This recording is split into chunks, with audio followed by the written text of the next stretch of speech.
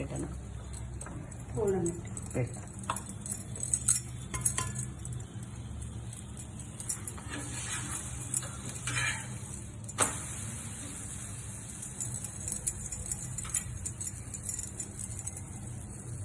Hi అండి అందరికీ. ఈరోజు పూర్ణం భక్షాలు చేస్తున్నాము. శనగపప్పు ఉడికించుకొని మెత్తగా గ్రైండర్ చేసుకొని బెల్లం కలిపి గ్రైండర్ చేసుకొని మళ్ళీ మూకుల్లో నెయ్యి వేసి బాగా ఇలా ముద్దగా వచ్చేదాకా వేయించుకోవాలి.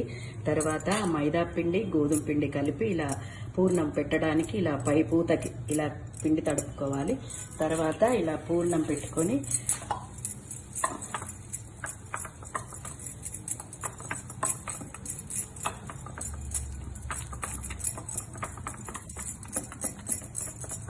ఇలా భక్షం ఒత్తుకోవాలి.